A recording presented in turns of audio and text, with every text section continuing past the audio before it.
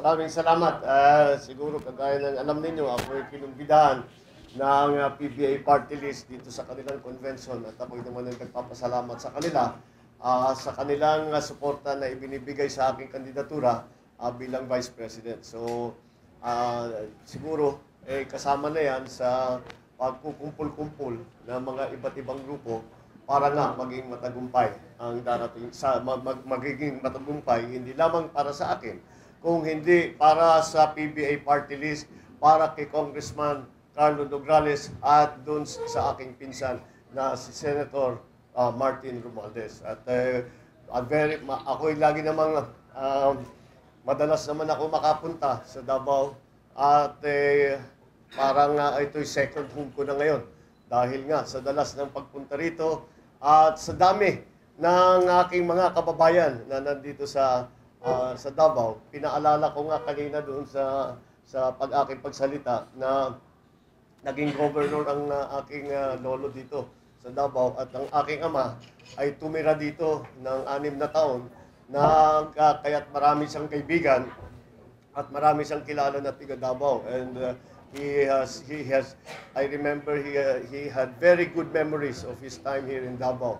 At dito siya namulat ang sinasabi niya. Nakita ang iba't ibang sitwasyon sa buong bansa at doon naging bahagi yan ng kanyang pagdesisyon na pumasok sa serbisyo publiko. So, I'm very happy to be back in Davao and I thank all of our friends here who have been very supportive and who have made a very warm welcome for me in this trip. Maraming salamat. Naimbag nga daw ka natin niya mga po vice-presidente. Naimbag nga daw. Alam mga ko ano, true-blooded Ilocano po ako. Katulad sabi mo, yung barangay po namin ay Barangay Namnama. Namnama. It's in Marbel actually. Oh, Marbel. Ang tanong ko po may Vice President is, andito po kami lahat ng mga media. Ano po kaya ang maasahan namin mga membro ng media kung sakali pong maluluklok kayo bilang Vice Presidente ng Pilipinas, bali Congressman po ng Pilipinas, at Senador po ng Pilipinas? Well, actually, hindi kahit anong after May, hindi na ako, after June pala, ako hindi na magiging senador. Dahil hindi ako pareho ng mga ibang tumatakbo na kapag nasa gitna sila ng kanilang term, ay hindi na, kahit na hindi sila manalo, ay pwede silang bumalik bilang senador. Ako ay nasa end of aking first term ito. Kaya ang aking laging pagtulong sa sinasabi tungkol sa media ay kailangan natin wag mawala sa ating pag-iisip yung naging reputasyon ng Pilipinas that this is one of the least safe countries for media practitioners. At wag natin kakalimutan ang mga nagbigay ng kanilang buhay ng mga media practitioners para lang madala ang balita at malaman ang katotohanan sa mga pangyayari around the country.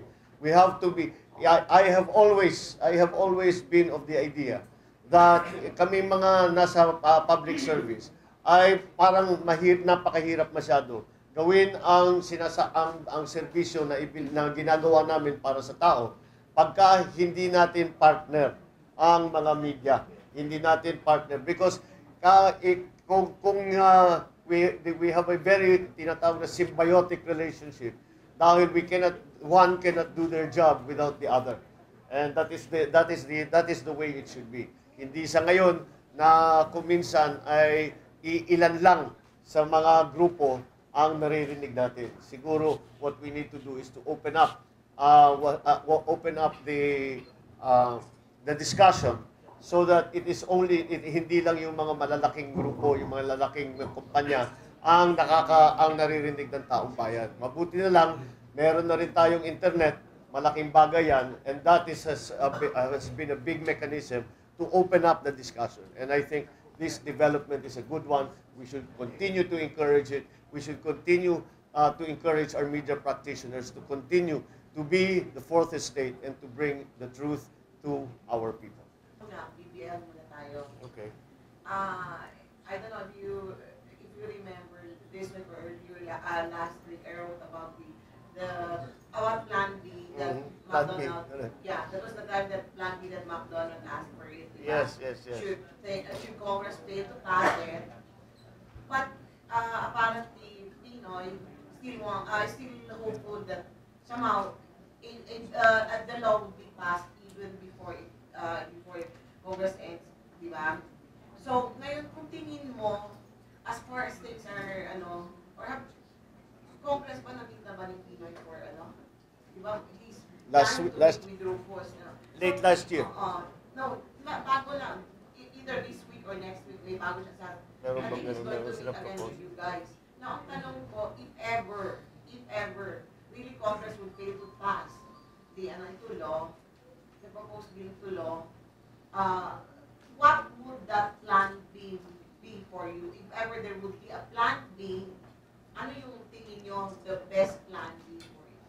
Well, as I always try to explain, you have to make that distinction. The BBL, the Bangsamoro Basic Law, is dead. It will never pass the House of Representatives. It will never pass Senate. But what we have done in both houses is to provide a substitute version that we feel will actually be an instrument of peace. Because in my opinion, and in the opinion of very many, the draft BBL that was first given us was not going to bring peace to Muslim Mindanao. So, if we are presently in the Senate, we are presently deliberating the substitute bill that I wrote and I presented to the rest of the body. And I think in the House the situation is similar, although our bills are not the same. But in any case, if I put a lot of work and effort and heart into writing that substitute bill, and if it passes in this Congress, I would be more than happy, because I really believe in that substitute version that we have sent. We now call it the Basic Law on the Bangsamoro Autonomous Region, or BL-BAR. And that I think, would really cover all the bases, and I think we have done a reasonably good job in continuing to the peace process and to engage all of the different sectors that are involved, and that whose help, support, advice we will need to actually finally achieve that peace. So, with the modifications, with the amendments that may be proposed between now and such a time, I think that we would, if we pass the substitute bill, at least in the Senate, I would be very happy that with that version. Should that substitute bill not be passed? So, ano talaga, if there should be a plan B, what would that plan B be? For us? Yeah. Well, the plan, it's not really a plan B. We just stay with plan A. And plan A is we must continue the peace process. We cannot stop. If the Bangsamoro Autonomous Region is created or not, we still have to continue to do everything that we can. It has been my belief and has been my belief for quite a long time that the fighting in Muslim Mindanao is not a local problem. It is a national problem. And I think, unfortunately, it has now started to evolve into an international problem. And so this is something that we must look at very carefully and must work very, very hard to try and avoid. Because as we have seen in the Middle East, it has just snowballed into murderous rampage by certain groups, extremist groups. We do not want any of that to come here. We have to take care immediately of the situation, the long-running situation in Muslim Mindanao, and in so doing, we can also insulate ourselves from those troubles that we see in other parts of the world. Even including the one in Indonesia. Well, it's very. I think Indonesia has not. Whereas before, the many extremist groups were operating within Indonesia, it's been much less than it was before. The JI, if you remember the 9/11, all of those bombers passed through the Philippines at some point. And mabuti naman, medyo nabawasan na yon. Pero ngayon, ISIS naman ang tinitingnan natin. So, kung tutuloy-tuloy ang labanan dito sa Muslim Mindanao, mas madali makapasok ang ISIS dito. Kung maayos tayo, baka naman maiwasan natin. Sir, yung kanina na doon sa speech mo, yung sinabi mo na your first priority was installed as Vice President of the Republic of the Philippines doon sa illegal drugs. Now, as Vice President, anong pamaraan na ma-implement natin yung talagang ma-eliminate yung drugs dito sa Pilipinas? Remember, Mr. Senator, that this is not a local, but this is more an international problem. Thank you. That's true. It is a very complicated problem, and even the more highly evolved governments and democracies have not really found the true answer. I think that we have an inherent strength here in the Philippines in that our family structure is strong. Sa palagay ko, yung nakikita ko, yung medyo sabog ang pamilya. The nuclear family is not as cohesive. Then it is a little easier for kids, for young people to fall into that, to be seduced by experimenting with drugs and eventually getting addicted and becoming part of the problem. So that I think the formation of values, I think, is the one thing that is very important. That is why in my talk today, I mentioned that what we will need, we cannot say that bahala ng pulis dyan. Sila nang bahala na maayos yung problemang yan. Sa palagay ko, it is a much deeper, more complicated, more subtle social problem. And that's why I suggest to include parents, families, siblings, the church, teachers, the entire society really has to work together to make sure that we are looking after our young people, because we cannot expect a bright future if marami tayong mga bata na addict na walang pupuntahan. Kaya kailangan talaga natin bigyan ng pansin ito at hanapan ng paraan ng solusyon. One of the things that is going to that we start to hear is that kasi yung mga tao na nagda-drugs, sabi nila, wala namang, tomorrow naman kami. Wala namang pag-asa eh. Wala kaming kinabukasan. Wala kaming makuha trabaho, wala kaming mapuntahan, hindi kami nakakapag-aral. We have no future. And because they don't care anymore, kahit mamatay sila, kahit maging addict sila, o baliwala na sa kanila.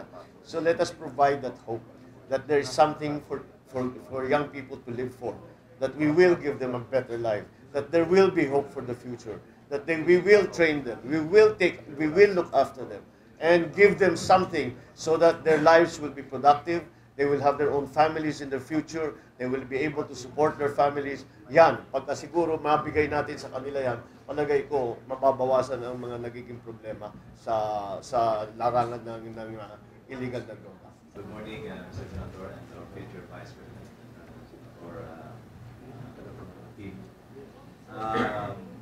Tanong ko lang kay Senator Wong.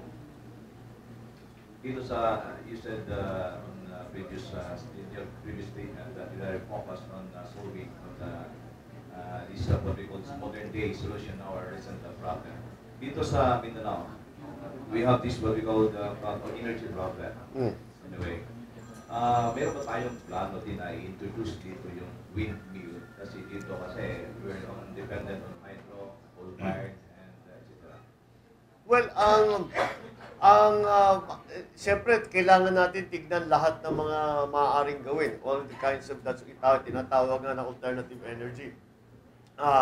Nauuna na dyan ngayon ang wind, sumusunod yung solar, bumababa na ang cost. Kaya nagiging viable na ang mga ganyang klaseng alternative energies. So, kailangan natin, hindi lang ang wind, pero palagay ko, kailangan natin, dahil there are two elements to it. Yung power supply, kailangan magkaroon tayo ng dagdag na power supply.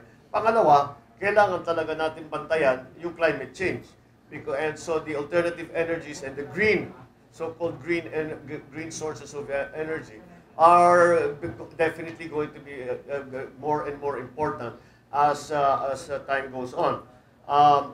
the technical requirements for a wind farm, tawag nila wind farm, is determined by the terrain, by the wind, by the seasons. So I think that it should be, I'm sure may lugar dito sa Mindanao na meron tayong pwedeng paglagyan. And it's just a question of finding it. But again, we have to remember that I was just watching a report bago ako pumunta rito na yung mga tower, yung na pinapasabog, na nasisira, nagkaka-brown out kahit na gumagana yung power plant, hindi makapag-transmit ng kuryente. Ay again, balik na naman tayo sa peace process. Kasi walang korporasyon na malaki na papasok na pagka high risk not only in terms of financial risk but also of security risk. So kailangan talaga, that's why Mindanao, we always talk about the promised land, We cannot enjoy the fruits of this promised land until the peace process is very well advanced, that the fighting has stopped, that the guns have been put away, and that we are thinking in terms of building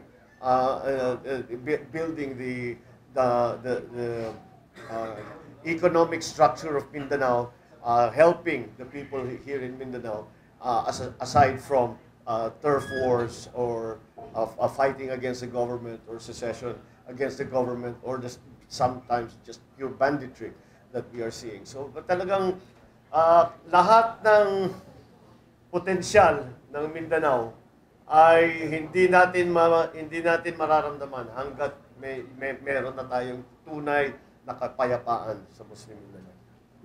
Magandang tanghali po, Vice President. Magandang tanghali. Yes, by June or July 1, you are our Vice President. Oh, that is what we are working for. Kasi nung una, kulilat yung survey, nasa pinakailalim. Ngayon, ikaw na yung nag-top. Siguro, tuloy-tuloy na yan, no?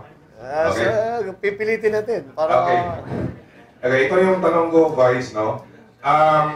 Si incoming President Rodrigo Duterte, nagsabi siya, ang first 100 days niya, lilinisin niya yung corrupt na mga official sa buong bansa at saka yung mga krimen.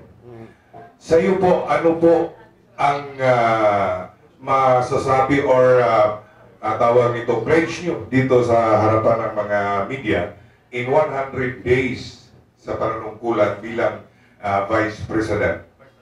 First 100 days. First 100 days, marami tayong pwedeng gawin. At bago pa, ako tinitignan ko dahil bilang pangalawang Pangulo, siyempre, meron kayong pwedeng gawing advocacy, marami kang maitutulak, marami kang masusuportan, ma-endorse ng mga iba't ibang advocacy. At sa akin palagay, kaya sinabi ko, dapat supportive ka ng inyong Pangulo. So, if that is the case, then you should not depend on changes in policy and changes in new laws.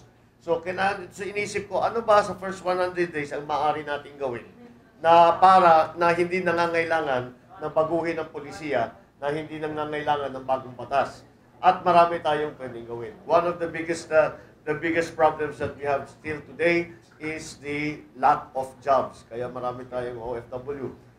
Siguro simulan natin na baguhin magkaroon ng programa sa pamahalaan para ihanda ang ating mga magiging trabahador para sa mga trabaho na nasa private sector. While private sector has 90% of the employees in the country.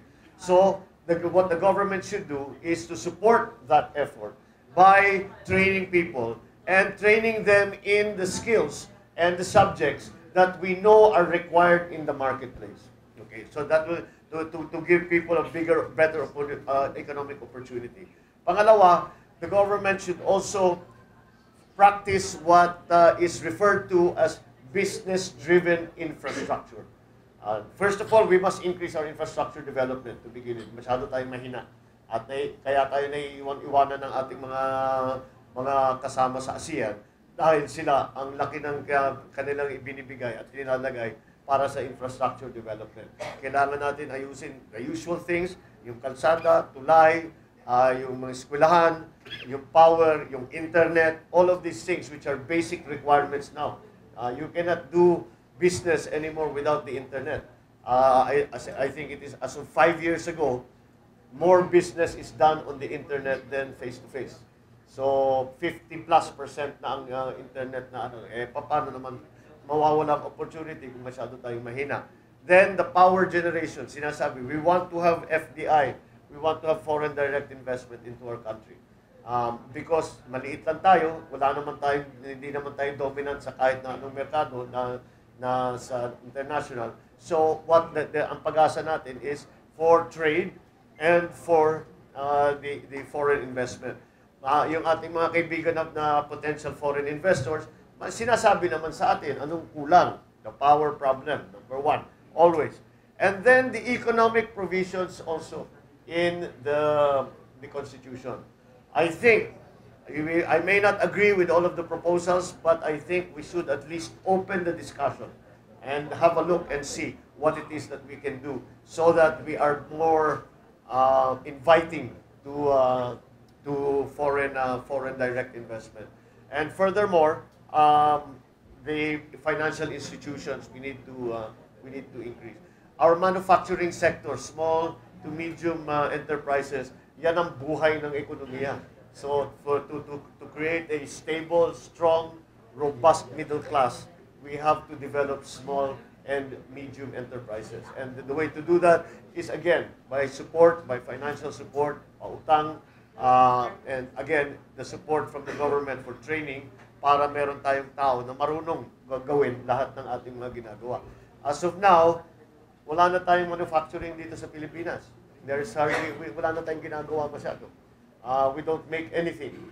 Unlike before, we would make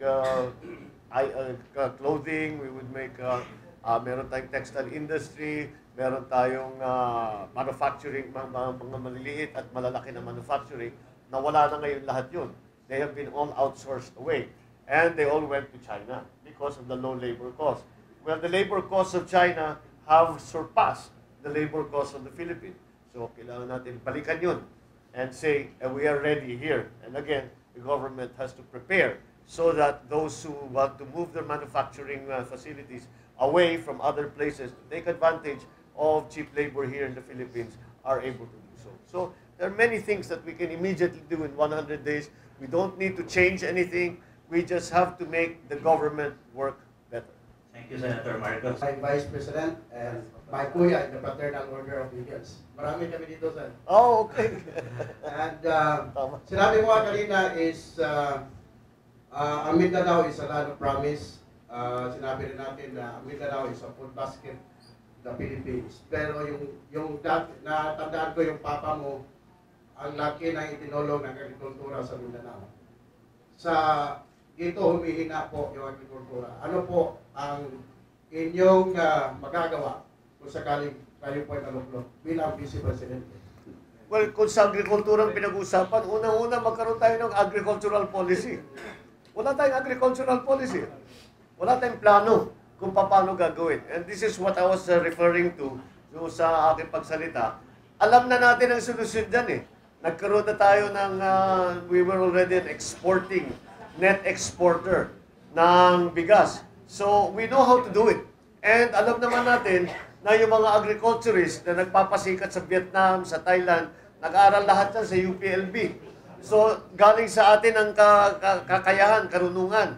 So, kung tayo nga nagtuturo sa kanila, bakit hindi natin magawa para sa sarili natin? And that's the only reason that I can find is we have no agricultural policy. I am also the chairman of the Committee on Public Works and Infrastructure in the Senate. And in one of our hearings with the National Irrigation Authority, ang aming natuklasan that ang irrigated area sa Pilipinas ngayon, in 2016, is smaller than the irrigated area in 1986. In other words, imbis na maglagay pa ng bago na irrigation system na patubig, ang nangyari, hindi na nga naglagay ng bago, yung mga nasira, hindi pa inayos. Kaya nagkakaganyan ng agrikultura. walang patubig, walang pautang, walang abono, walang market research, walang R&D. Ayan yung, kaya kailangan talagang, as I said, we know what to do. We know how to do it. But we just haven't made a plan para matulungan. Pero kailangan buo ang loob ng gobyerno to say that agriculture is important. Agriculture is important because it is the foundation of our economy. It has very severe strategic implications, food supply. So all of these things have to be looked at properly.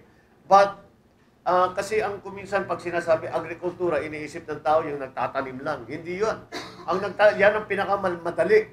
Yung nagtatanim. Yung mga magsasaka, magagaling ba sila sumakay? You don't have to teach them anything. But they need the support. They need farm-to-market roads. They need loans. They need agricultural production loans. They need infrastructure facilities. They need access to cheap fertilizer.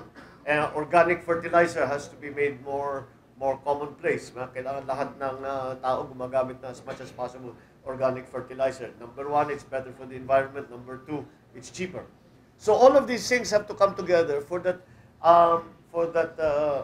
agricultural policy to be successful. So I believe, once again, I know of many very good people in the agricultural sector na maraming magagaling, mahuhusay, marunong talaga, ay hindi natin nagagamit. Yun ang siguro balikan natin para makita natin na gumanda ulit ang agrikultura natin.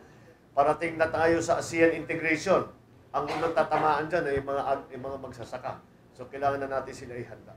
In your time, if ever, together with the PBA party list, the incoming center, what will be your plan for the 7 years of fighting against our crimes? Again, we just have to, well, there are two basic elements that are still fighting.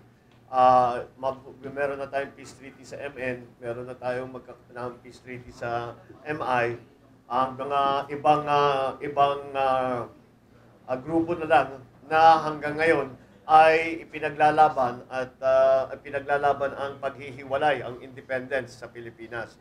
Hindi naman natin maaaring pabayaan yan. But we have to, as I said, rationalize yung relationship ng gobyerno. Kaya ito'y sinusubukan gawin ng BBL at ngayon yung BLBAR para maging maayos ang relationship ng mga grupo na dating lumalaban sa pamahalaan na para matigil lang ang putukan muna. Just that. And the other criminal elements who continue to fight for independence and secession, we will have to deal with that in the same way that we have dealt with the MNLF in the 70s and then in the MILF in the 90s.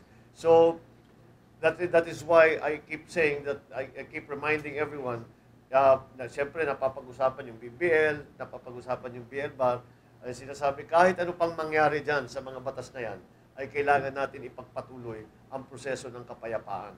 And that can only come when we can confidently say to our Muslim brothers and sisters that they have an equal stake in the Republic. And that is the only way. That they have an equal stake, they have equal rights, they have equal opportunities in the Republic. Hindi naman sila lugi na parang second-class citizen. And that's not an easy thing to achieve, but we must continue to try. We must continue to try. Ang aming mga pinaplano para sa ating bansa.